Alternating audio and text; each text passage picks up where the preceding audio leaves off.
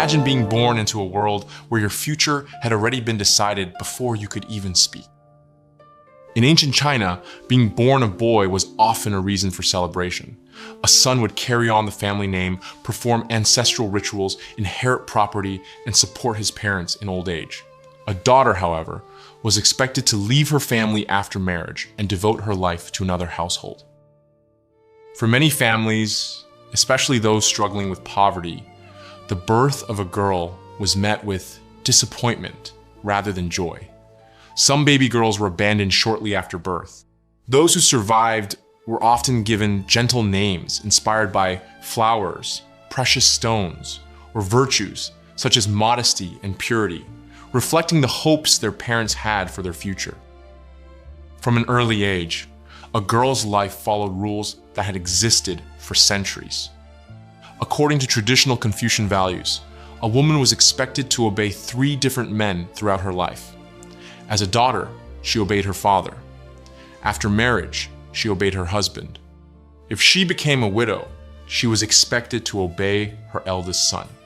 This principle became known as the 3 obediences, shaping the lives of countless women across Imperial China. These expectations were not simply family traditions, they were reinforced by society, education, and moral teachings. Men were seen as representing yang, associated with strength, authority, and leadership, while women represented yin, linked to gentleness, patience, and obedience. Although yin and yang were considered complementary, the male role was generally regarded as the dominant one in everyday life. As a result, boys and girls often grew up with very different expectations. A boy was encouraged to study, prepare for government examinations, or help support the family business. His future held opportunity. A girl, on the other hand, was taught that her greatest achievements would be modest behavior, careful speech, skillful household management, and absolute loyalty to her future husband. Many girls received little formal education, especially outside wealthy families.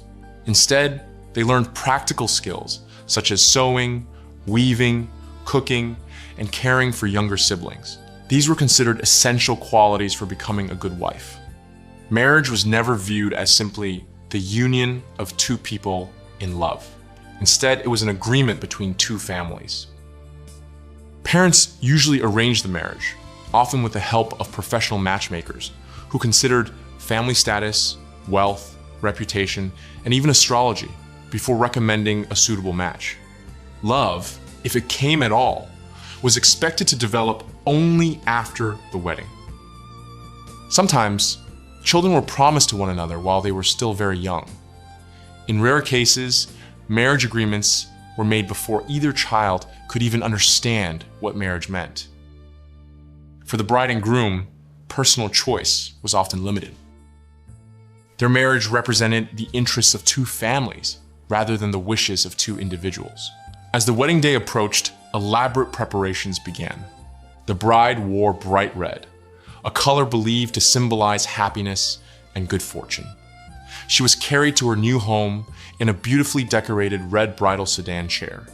Throughout the journey, her feet were not allowed to touch the ground, as people believed this would protect her from evil spirits and bad luck. When she finally arrived at her husband's home, another remarkable moment often awaited her. For many couples, this was the very first time they had ever seen each other. To modern audiences, this may sound almost unbelievable. Yet for countless women throughout Chinese history, marriage marked not only the beginning of adulthood, but also the beginning of an entirely new identity. The young bride was no longer considered a daughter of her own family. From that day forward, she belonged to another household. After the wedding, a woman's responsibilities expanded almost overnight. She was expected to care for her husband's parents, manage household affairs, prepare food, raise children, and maintain harmony within the family. Respect for elders was one of the highest virtues in traditional Chinese society, which meant a young wife often answered not only to her husband, but also to her parents-in-law. In many households, especially large extended families, the mother-in-law held considerable authority, For a newly married woman, earning her approval could determine whether daily life was peaceful or filled with hardship. Above all else, one expectation overshadowed every other. She was expected to give birth to a son. A son would continue the family line, inherit the family property, and perform the ancestral rites believed to honor generations of ancestors. Daughters, while loved by many parents, were generally seen as temporary members of the household because they would eventually marry into another family. If a wife gave birth only to daughters, the pressure on her could become overwhelming. In wealthy families, her husband might take one or more concubines in the hope of producing a male heir. Unlike a legal wife, a concubine had no equal legal status within the household. She was often regarded as a secondary partner, and her position depended largely on the favor of the master of the family. Although her children could sometimes improve her standing, they generally did not enjoy the same status as the children born to the principal wife. This created a complicated household where affection, competition, and family politics often existed side by side. Popular dramas sometimes exaggerate these rivalries, but historical records show that life inside elite households could indeed be filled with tension. Every birth, every inheritance, and every shift in favor had the potential to change a woman's future. Ironically, society expected the legal wife to accept this arrangement without jealousy. Openly criticizing a husband's concubines could even damage her own reputation, as self-restraint was considered an important feminine virtue. Women's legal rights were also extremely limited. A husband could divorce his wife under several circumstances recognized by traditional law, including failing to produce a son, committing adultery, showing disrespect toward his parents, or engaging in theft or other serious misconduct. A wife, however, generally had no equivalent right to divorce her husband. There were exceptions. Certain moral principles prevented a husband from dismissing his wife if she had nowhere else to go, or if she had faithfully cared for his parents through years of mourning. Even so, the balance of power remained firmly in the husband's hands.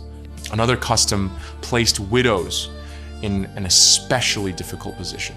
Although widows from poorer families sometimes remarried out of necessity, society increasingly praised those who remained loyal to their deceased husbands for the rest of their lives.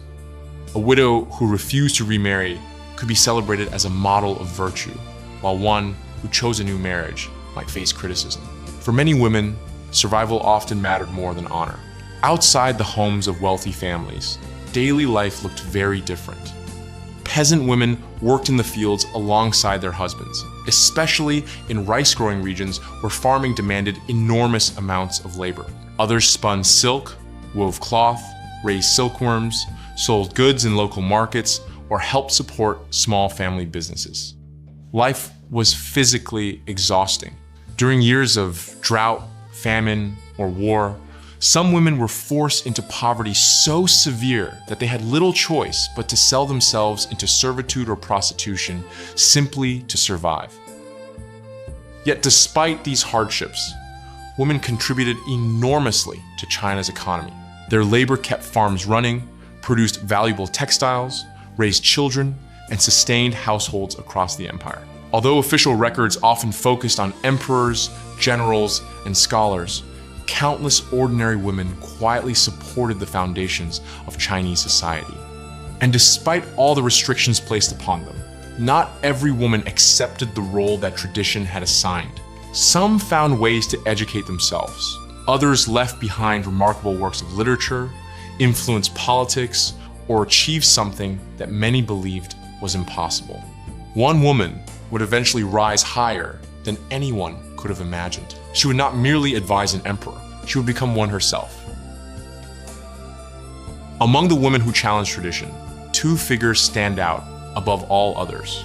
The first was Ban Zhao, one of the earliest and most respected female scholars in Chinese history. Living during the Eastern Han Dynasty, Ban Zhao was an accomplished historian, writer, and educator. At a time when few women received formal schooling, she became one of the most influential intellectuals of her age. She is best known for writing Times, Lessons for Women, a book that explained how women should behave according to Confucian values. Today, many readers see its message as deeply restrictive because it encouraged humility, obedience, and devotion to one's husband. Yet history is often more complicated than it first appears.